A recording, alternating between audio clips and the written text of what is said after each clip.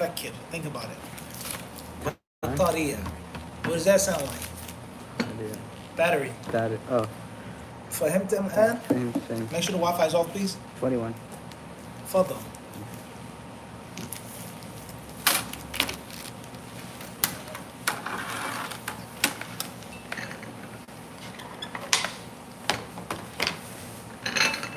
خيرنا. If there are any questions, then we'll take them. And if not, we'll take your leave tonight. تفضل. With regards to, like you were mentioning, for new Muslims, right? And you talking about some of these things that are done to the man genitalia. Some men, they're not circumcised. So, What's the law? I know in Islam is Clear, crystal. Yeah, that type. Jazakallah khairan. Well, barakallahu feek. Very important question with regards to a new Muslim, someone who reversed to Islam and they were not circumcised and they're older. What's the case, the dynamic of that? Very simple answer, inshallah. And that is, first and foremost, the scholars of Islam, they differ on the ruling of male circumcision. They differ on that. Is it mandatory or just a virtue? So therefore, those who say that it isn't mandatory, it's just a virtue. With a baby, someone born and raised in Islam, they don't have to get castrated, then obviously the new revert Muslim doesn't have to deal with it. If he wants to do that virtuous act, then he should do so, if it's safe.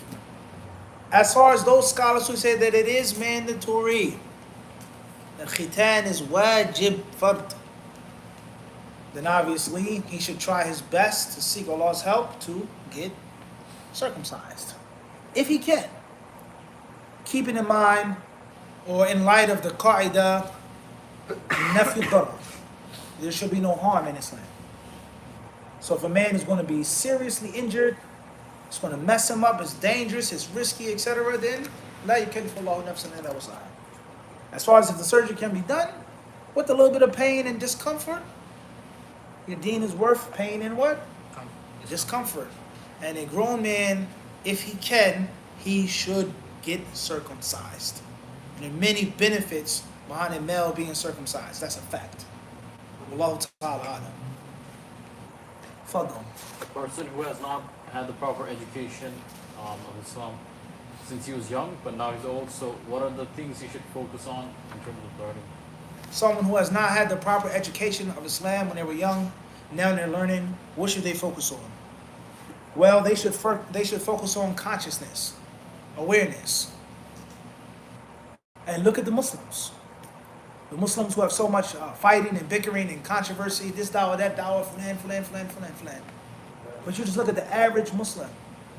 Whether they're indigenous Muslim, whether they're from overseas, they migrated, just look at the average Muslim and how there's no consciousness.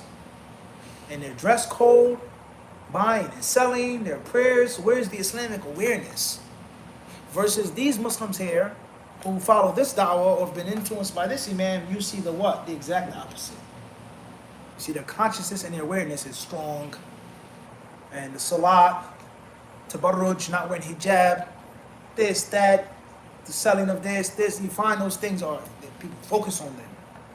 So if you were taught incorrectly as a young man, you're older now, bring about your consciousness is that Allah Azza wa Jalla has not created you in waste and play, and that you're here for a purpose. Once you get that in your head, you can weed out 3, 4, 5 different types of dawahs and Islamic movements automatically, because they're not focusing on nothing. All they're talking about is money and economics. All they're talking about is this and that and this and that. Their followers, look at them. So all you have to do is just look at them. Where do you see any trace or sign of Islam upon them? This is not the case. It's nothing. Secondly is, you're going to try your best, bid'nillahi ta'ala, to understand that the Prophet ﷺ came over 1400 years ago. And many things are, quote unquote, destroyed by time. And if not destroyed by time, they're worn down by time. And that's why people, they say about a thing, it withstood the test of time. It lasted. It grew better. It got better through time, etc. Because things change. Time quote unquote is harsh on things. So if Islam, the Prophet's message came that very long time ago, then obviously the Muslims are going to be affected by that what? By that time. So everything that you see now is not going to be the original way as it was then. Different languages, different cultures, ups and downs, wars, invasions, etc., politics. All of these things have an effect upon Muslims practicing the deen and understanding the deen. So you have to now realize is that everything that is said about Islam isn't necessarily what? Islam. Everything that people are doing today isn't the actual teachings of the Prophet ﷺ. You have to realize that. And that's consciousness as well. And last but not least, you focus on tasfiyah and tarbiyah. You focus on purging your religion from that which isn't from the religion. This has no basis to it. This is culture. This is based off of a fabricated hadith. That is not the Quran and Sunnah. So you have to get that out of your Islam. Secondly, you have to make tarbiyah, which is to cultivate yourself, feed yourself, nourish yourself with the authentic stuff. And inshallah ta'ala, you learn the basics. You study the basics. You pay attention to the basics. And you develop a good relationship with the Quran. You develop a good relationship with the Prophet's hadiths. You learn Arabic, right? And you learn the tools which allow you to study and read and research yourself. That way you're never at the mercy of another man or another imam, which may try to mislead you or hoodwink you or etc., etc. That's what I would say. Wallahu ta'ala alam. Fadl. Is it mandatory for a woman to wear niqab? Is it mandatory for a woman to wear niqab? No scholar says that it's mandatory for a woman to wear niqab. No alim. There's no scholar who says that. Some scholars, many scholars say it's mandatory for a woman to cover her face. But they don't say that it has to be a niqab. And there's a difference. Because there's different ways and styles for a woman to cover her face without wearing an actual niqab. It's a specific type of garment. Face veil and niqab aren't always synonymous. There are different types of face veils which aren't actual a niqab. Niqab you put on the face, you tie it or strap it to the back, and it either will have the eyes open or the eyes closed. There's some garments women wear one piece. There's some garments which aren't attached to the face, etc. So the proper question is it mandatory for a woman to cover her face? My answer is, there lies no doubt. There's no doubt about that. That's closer to piety. For a woman to cover her face from men that are not related to her, men who are not her mahrams, it only makes sense. The center of a woman's beauty, without any doubt or question, is her face. And if a woman has to cover her beauty from these men whom she isn't related to, then it only makes sense for her to cover what? Her face. So that's common sense. So that's the best thing to do. Is it mandatory? Is she sinful if she doesn't? That is where things get a little technical. And that is where the scholars of Islam differ on understanding the Quran and Hadith.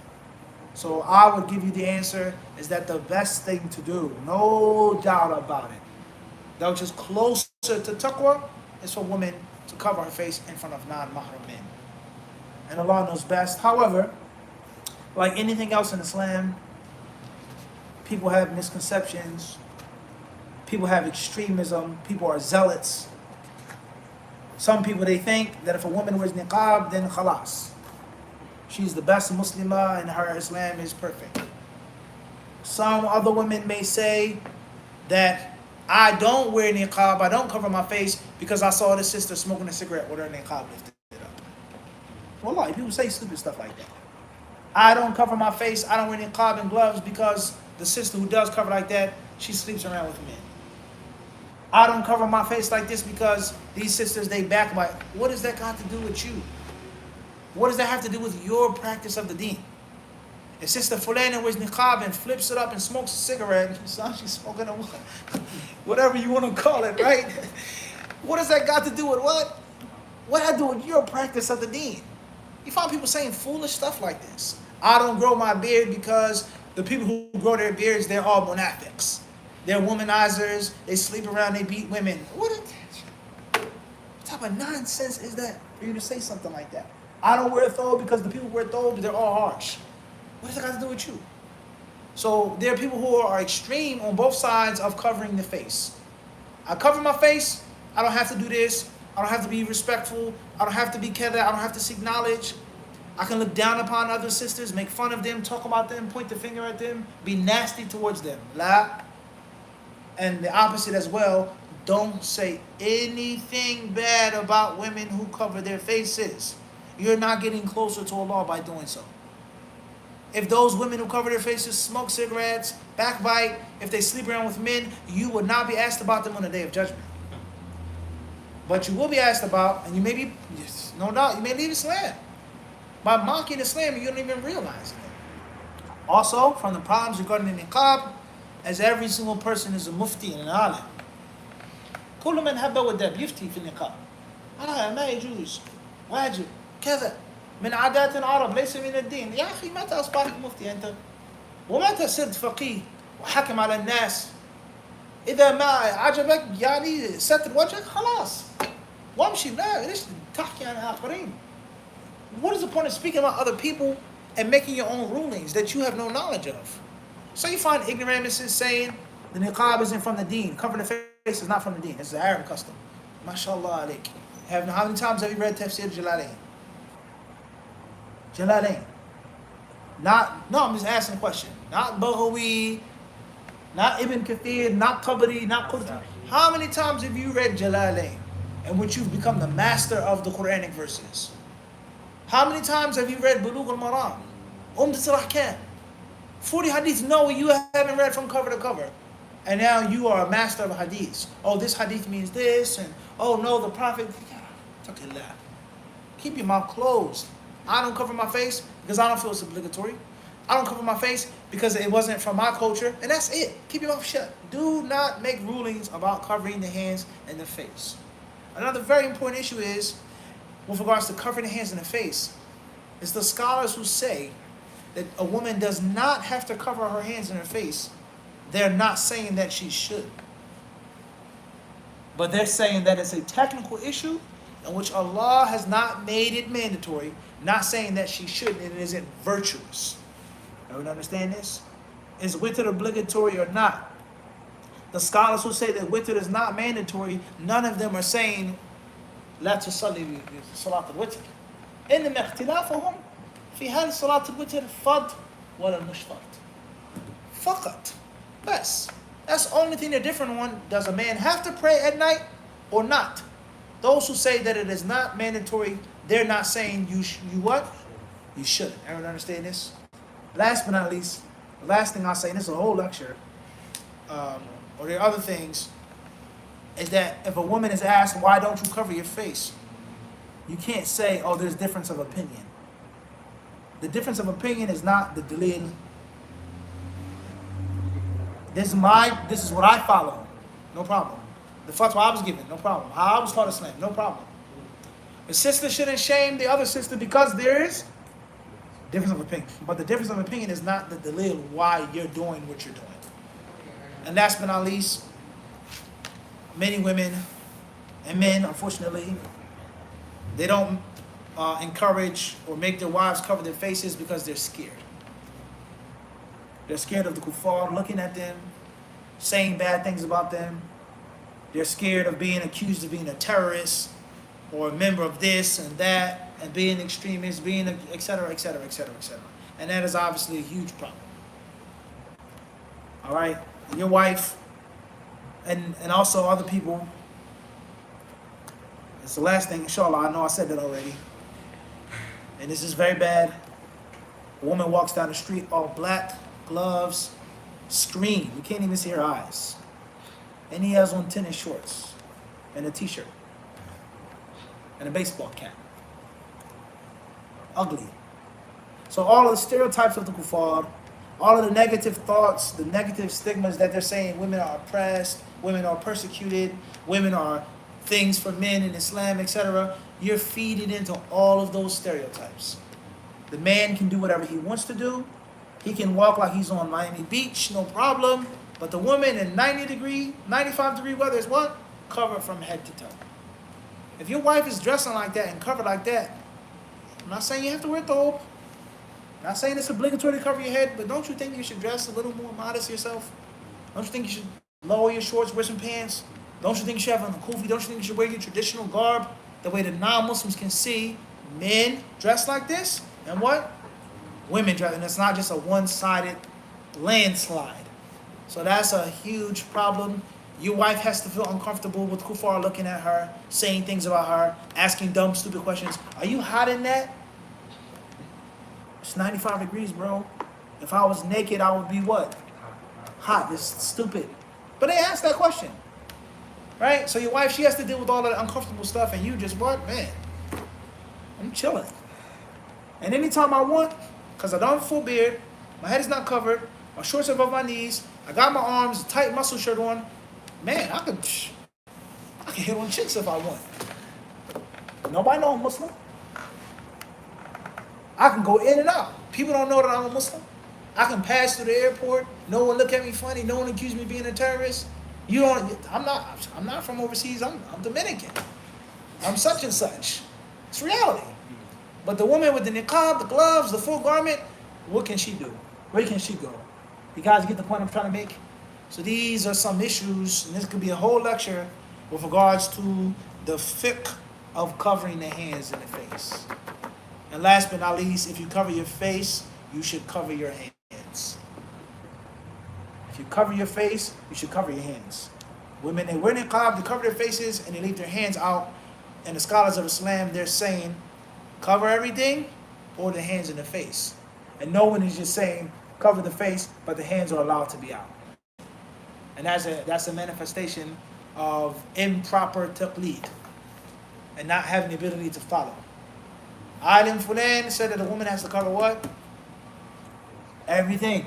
No, see? He fell into the mistake again. They say that everything has to be what? Covered. And the other madhab, they're saying everything has to be covered at... So if the faces has to be covered, then what? Hands have to be covered too. And then many other masail as well. Wallahu alam. Fadl Ahmed. So, from the story when the prostitute gave water to the dog and had her sins wiped away, can one of the can one of the takeaways from that be that it is highly recommended to donate water in general to the believer? La shak fi dhalik. No doubt about that. Giving sadaqah to anybody or anything. Like we mentioned last week, every spleen contains what? A reward. Wallahu alam. But would there be like a specific reward for donating water? La shak. No doubt about that. Allah Azza wa Jalla, He talks about this. Siqa'itul Hajj. Every chapter is a chapter in every hadith book with regards to giving water, pouring water, offering drink, etc. Right? And Allah Azza wa Jalla, He mentions as one of His greatest blessings of giving man water to drink. Fresh water, cold water, cool water. Many ayats regarding that. And just the nature of what giving someone water symbolizes. In many cultures, if you offer someone something to drink, let alone water, it means that you're safe. I offered you the cup, not him. Everyone understand this? You sure? Alhamdulillah. Wallahu alam. طيب فضل أخي. Someone who's born Muslim and someone who becomes a revert Muslim, one has a precedence over other? Someone who's born Muslim and someone who is a revert Muslim, does one have precedence over the other? It's a yes and no answer. There are texts in the Quran and Sunnah that show us the virtue of being raised upon the truth and remaining firm upon the truth from day one. Also, there are texts, let alone one can logically deduce, wallahu alam, the virtue of one who came to the truth and wasn't born with it or raised with it. The person was hungry and that person had to fight and claw and scratch for the haqq. And in most cases, they're going to be more loyal to the truth because they know the value of light after living darkness. So it's a yes and a no. It's a yes and a no. So now the person who's born Muslim does he have to take a shahada like this, like the person who reverted? The one who's born and he remained upon his fitrah, he doesn't have to take the shahada. He's going to be raised and he stays upon his fitrah. He has Muslim parents. When he becomes pubescent or whatever, he doesn't have to make it to shahada. He was Muslim from birth, as every child was born, and he was raised and his fitrah was never distorted or warped. And of course, there's so many things in which you're going to do in which you make the shahada. Learning the adhan, learning the adhkar, learning the salat, reading the, so on and so forth. And they already believe in that. Wallahu ta'ala alam. Fadl. What are those tools that one can use to research themselves without being at the mercy of another man? Tools that one can use to research themselves without being at the mercy of another man is the Arabic language. Lugha al-Arabiyya. هي التي تمكنك من مطالعة الكتب والنظر في الكتب والبحث في الكتب. No doubt about that. Stronger your Arabic, the easier it is to go to the sources. You can't tell me this, you can't say this. أنا قرأت الحديث بنفسي. أنا طلعت على كلام الإمام مالك. أنا قرأت كلام أحمد. لا أحمد قال كذا. أنا قرأته بنفسي. كيف تقرأ كلام مالك وأنت عارف من اللغة العربية؟ معقول؟ مش معقول صح؟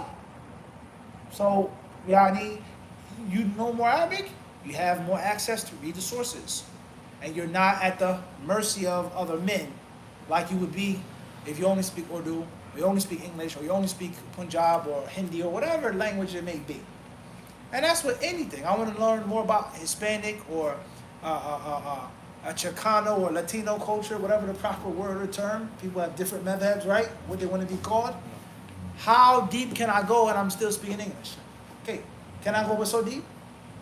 And I'm at the mercy of someone who tells me what they want to tell me versus I speak Spanish, I speak Catalonian, I speak Portuguese myself. I can read the sources, I can cut out the 5-6 middlemen and read what they actually said. Read what's the actual original recipe. Read Kether. So language, Arabic language is crucial for a student of knowledge who wants to liberate his neck from the noose of taqleed. No Arabic language, more taqleed. Wallahu a'lam. Anything from online, Ahmed?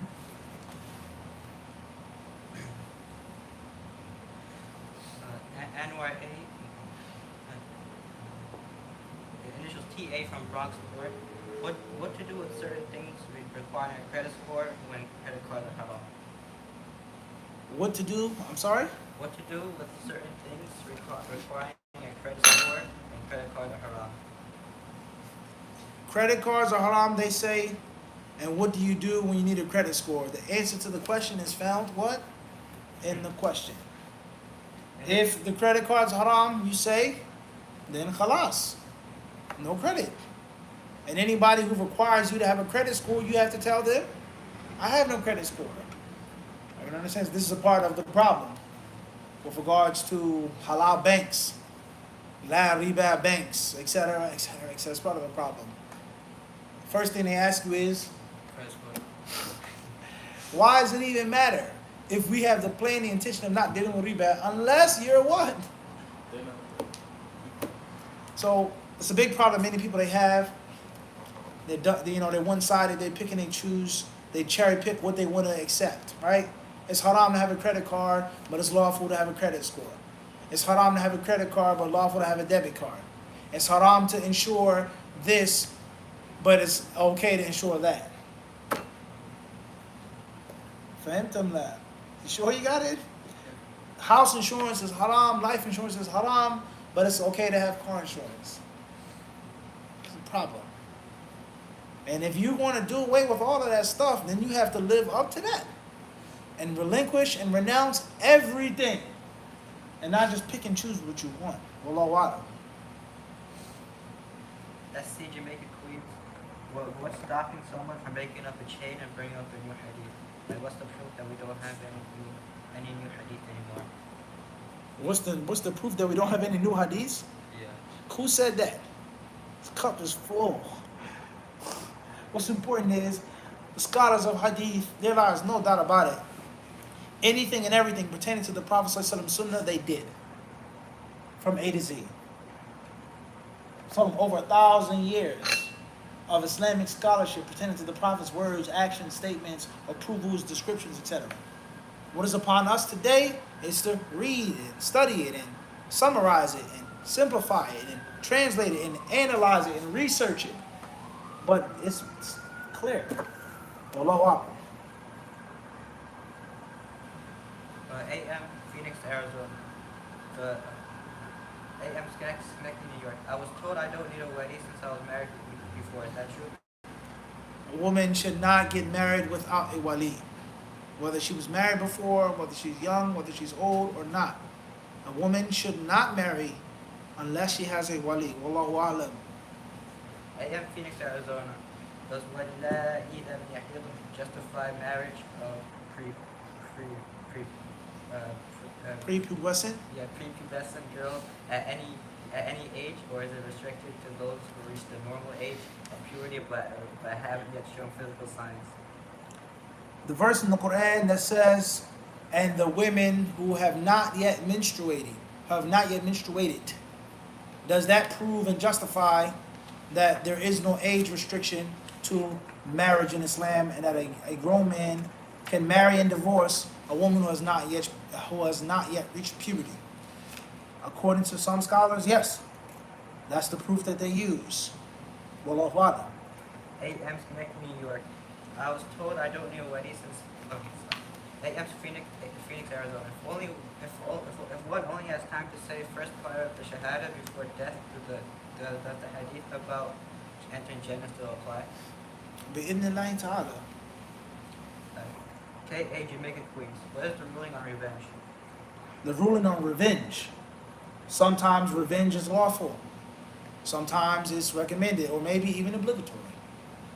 And at other times it's best to forgive and forbear. Sometimes it's best to turn away, to pardon, to turn the other cheek, quote unquote. Sometimes. Sometimes it's best to be the bigger person. It depends on the situation. There is no one rule. In this instance, we cannot forgive this person and we have to take revenge to set an example. And if not, then the oppressive person, the bully, will think it's okay to keep doing it. Muslims are sweet. I did this to one of their women, blah, blah, blah. I did this to their mosque, and they didn't do or say anything. Next thing you know, another mosque is desecrated. Another sister is harmed, etc. Versus, these people did it to me. Are you sure? You got proof? You're not lying? No doubt it was him, so on and so forth. Immediate retribution. Don't touch Muslims. Don't bother Muslims.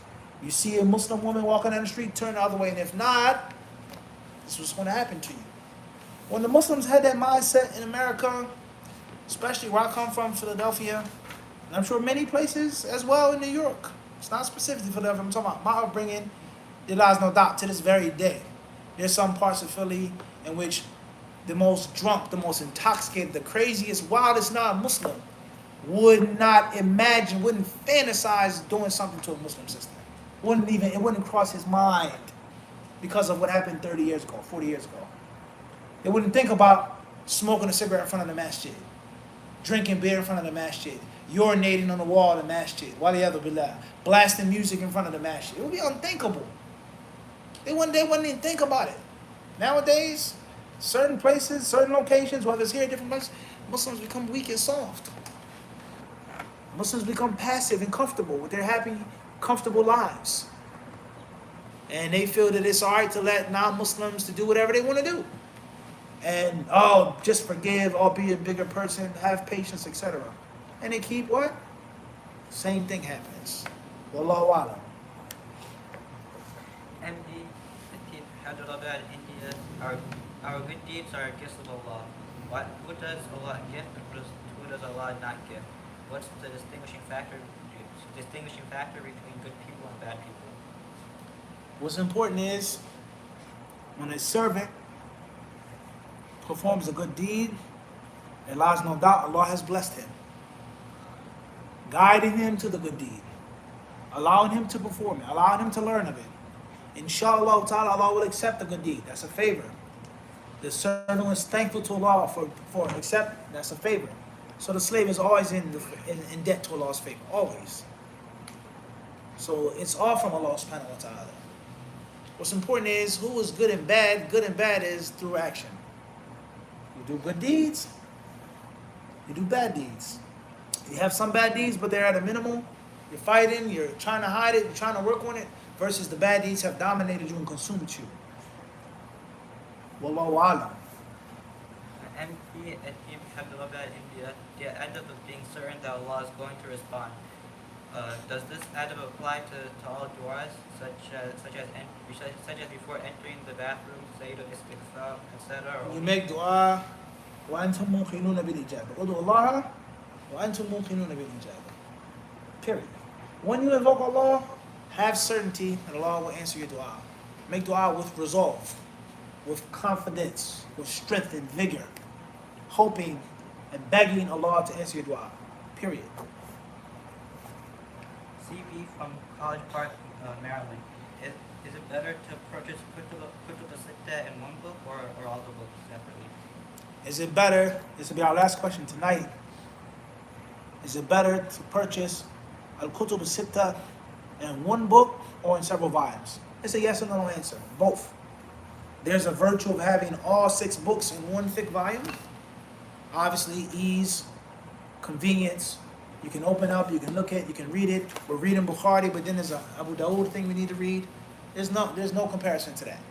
But at the same time, the virtue of having the volumes, the size of the print, it's going to be very small if it's in one big book. Also, the version that's available in one book may not be the best version. The 6 volume, the 5 volume, the 9 volume may be the best version, maybe the best print. Also, it's nothing like having more books. It's nothing like looking at the books. And it's nothing like having the ability to pick up a random volume, Russian roulette. Put a blindfold on. Volume 3, Nasa'i. Volume 2, Muwatta. Volume this of Abu Dawood. Instead of having it in one book in which you really always can't do that. Even though you can flip through it, but you get the point I'm trying to make. So my personal advice with regards to Al-Kutub al-Sitta is to purchase both. Purchase the condensed one book edition and also purchase Abu Dawood by itself, Tirmidhi, let alone, I would advise you to buy the different versions and prints. So there's the older translation and then there's the newer translation. And the different versions of the translation. There is good and benefit in all of them. Wallahu ta'ala alam. That's if you want to be a hadith connoisseur and really learn and benefit and cherish the books. And most importantly, I would always encourage a Muslim to build his or her library. Even if you don't read books, you're not a bookworm, you don't like books, or you can't read or whatever, you never know. It may inspire your children or your grandchildren. You may be able to give it a sadaqah to the masjid, etc. Always buy books. Wallahu alam. هذا وسبحانك اللهم وبحمدك أشهد أن لا إله إلا أنت أستغفرك وأتوب إليك. جزاكم الله خيرا.